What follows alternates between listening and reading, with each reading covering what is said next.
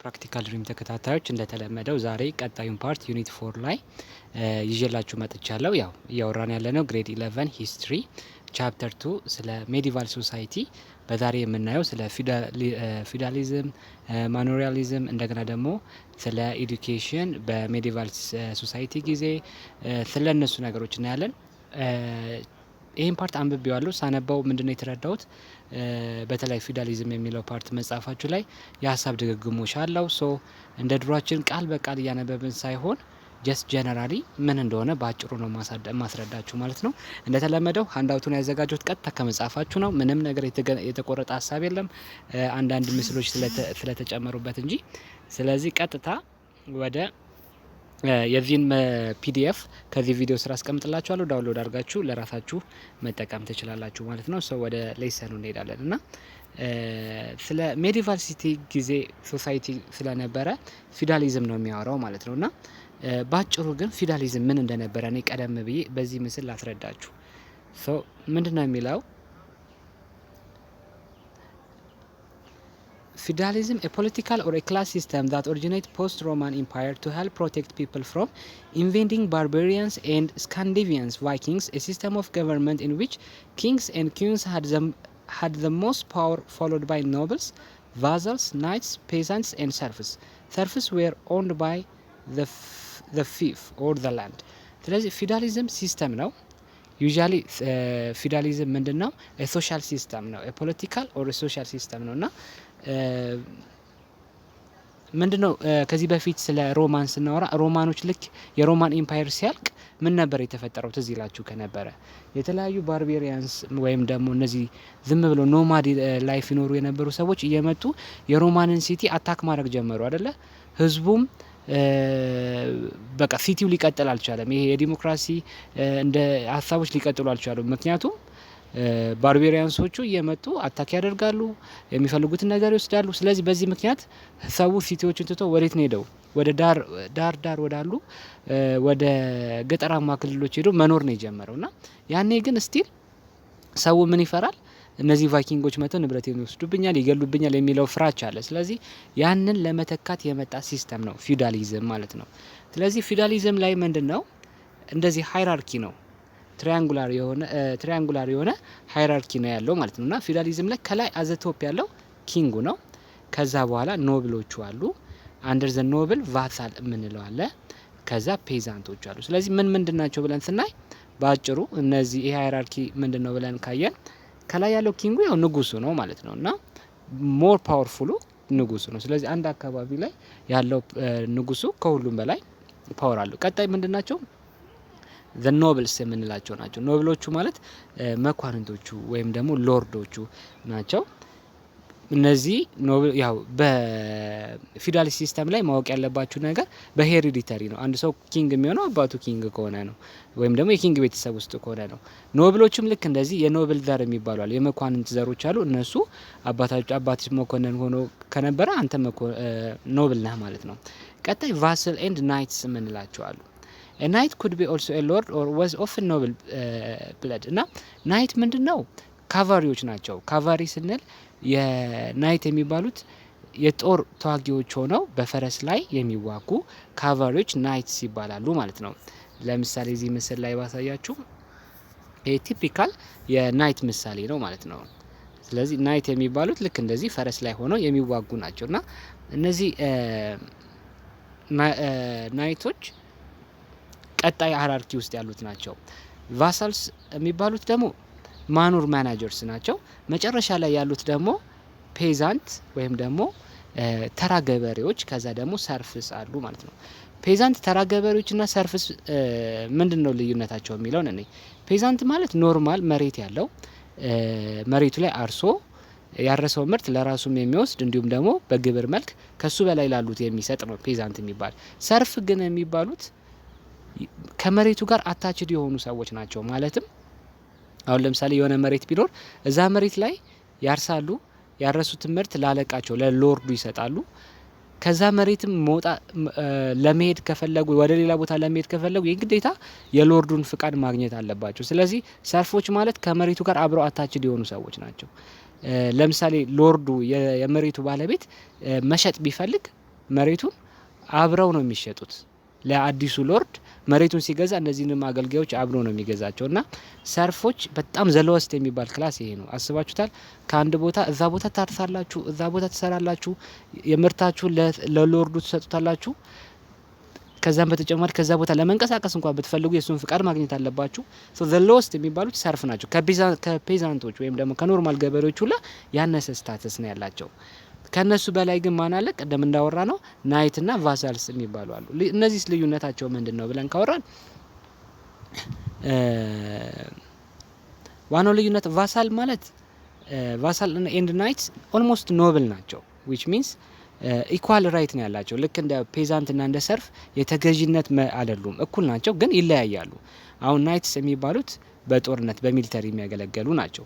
ቫሳልስ የሚባሉት ደግሞ በጦርነትም ባይሆን አንድን አካባቢ ይዘው ከላይ ላሉት ሰዎች ግብር እየከፈሉ የሚያገለግሉ ሰዎች ማለት ነው። ቤስት ኤግዛምፕል ይህንን ቀለል አድርገን ለመረዳት ከፈለግን ለምሳሌ በምሳሌ ነው፣ ዝም ብዬ ምሳሌ ነው እየሰጧቸው ያሉት። በሚኒሊክ ጊዜ ብትወስዱ ለምሳሌ አጼ ሚኒሊክ ኢዝ ኪንግ አይደለም?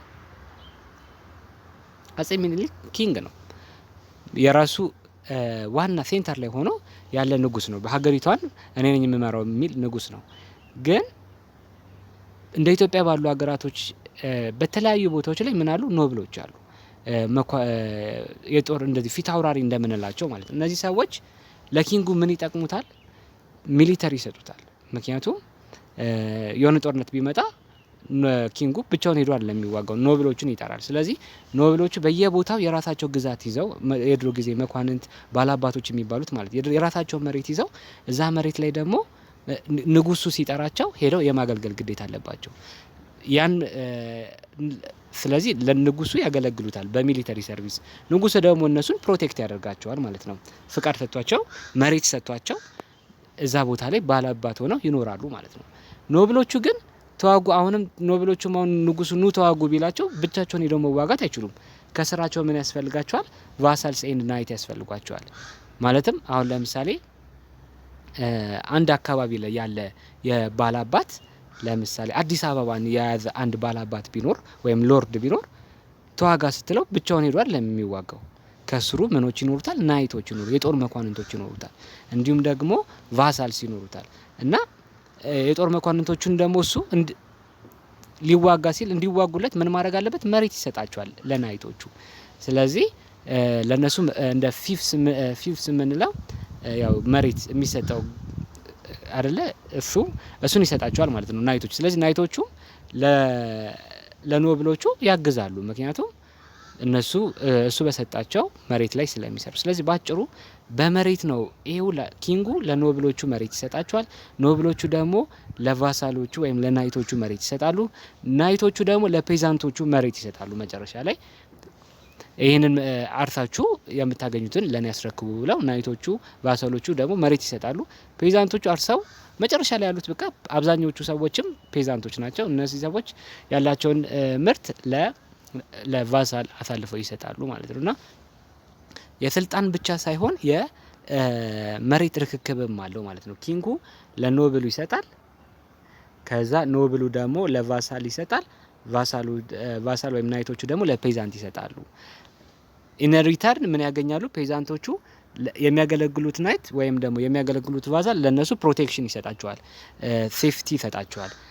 ናይቶቹም ለኖብሎቹ ከኖብሉ ምን ያገኛል? ከሎርዱ ሴፍቲ ያገኛሉ። እና ኖብሎቹም ደግሞ ከኪንጉ ሴፍቲ ያገኛሉ። እና ይሄ ሲስተም ነው። በአጠቃላይ ይሄ ሶሻል ስትራክቸሩ ፊውዳሊዝም ሲባል የመሬት መረካከቡ ኪንጉ ለኖብል የሚሰጥበት መሬት የሚሰጥበት መንገድ፣ ኖብሎቹ ለቫሳል መሬት የሚሰጡበት መንገድ፣ ይሄ ኢኮኖሚክ ሲስተሙ ደግሞ ማኖሪያሊዝም ይባላል ማለት ነው። ስለዚህ ልዩነታቸው ይሄ ነው ማለት ነው። ስለዚህ ከዚህ በኋላ ስታነቡት መጽሐፉ ላይ የሚያወራላችሁ ነገር ይህን ኮንሰፕት እየደጋገመ ነው የሚያወራላችሁ። እዚህ ጋር ዶሜንስ የሚለው የምትለዋ ወርድ ግራ ከገባችሁ ይሄ ቅድም እንዳወራ ነው በፊውዳሊዝም ጊዜ መሬቱ አንድ ሎርድ ያለው መሬት አብዛኛው እዛ አንድ ባላባት የያዘው መሬት ላይ አብዛኛው ክፍል የሚያዘው ያው